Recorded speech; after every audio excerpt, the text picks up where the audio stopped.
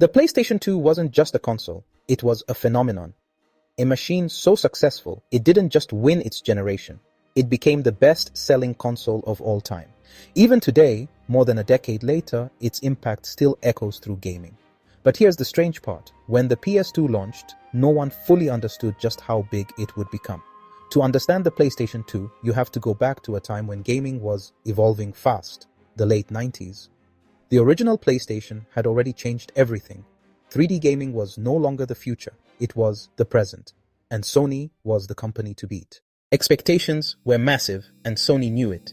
When they revealed the PlayStation 2 in 2000, they didn't just promise a better console, they promised the future of entertainment, and for once, that promise wasn't exaggerated. The PS2 wasn't just about games, it was about possibilities. At its heart was a powerful processor Sony called the Emotion Engine. Even the name sounded ambitious. The goal was to create more realistic worlds, more lifelike movement, more immersive experiences. While that might sound normal today, back then it felt revolutionary.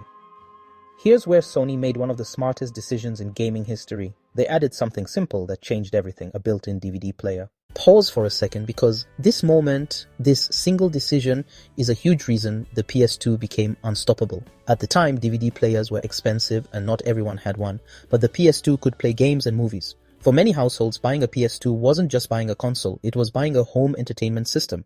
Just like that, Sony expanded their audience overnight. People who didn't even care about gaming bought a PlayStation 2.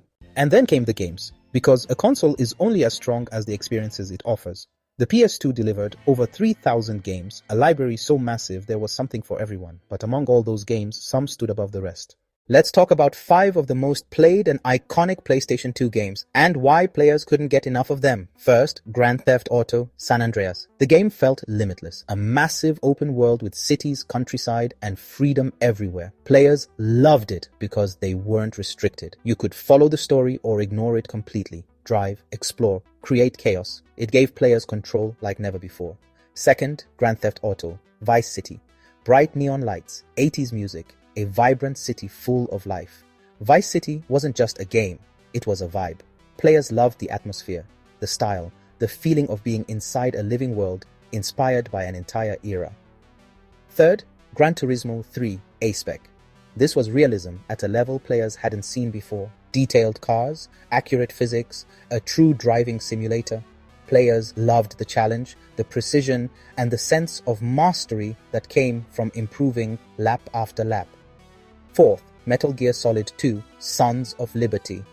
This game pushed storytelling forward with cinematic cutscenes, complex characters, and unexpected twists. Players loved how it made them think. It wasn't just action, it was narrative depth rarely seen in games at the time.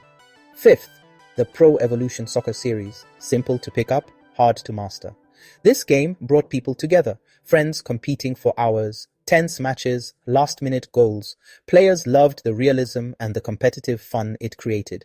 Here's the key reason these games worked so well: variety, freedom, and depth.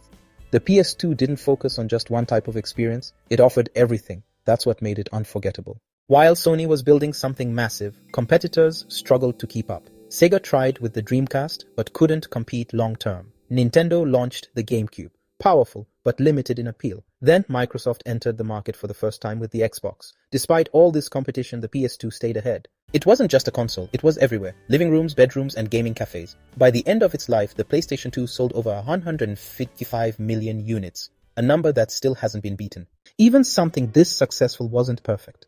The PS2 had its flaws, and some were surprisingly frustrating.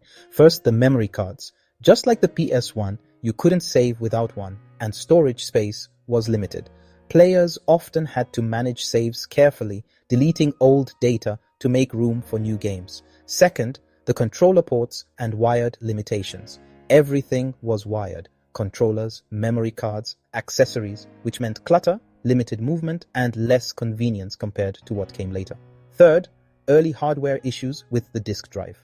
Some PS2 units struggled to read disks over time, especially with heavy use. For a console used so often, this became a common frustration.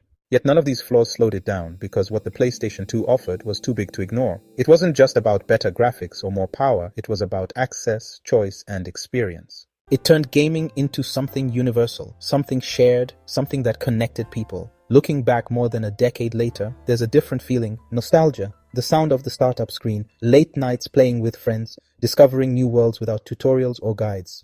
The PlayStation 2 wasn't just a console, it was part of people's lives. Maybe that's why, even today, it still holds its place in history. Not just as the best-selling console ever, but as one of the most important. The PS2 didn't just follow the success of the PlayStation 1, it expanded it, defined it, and turned gaming into a global culture. Very few devices ever achieved that. For more amazing content, subscribe, like, and comment what you enjoyed and what you'd like to see next.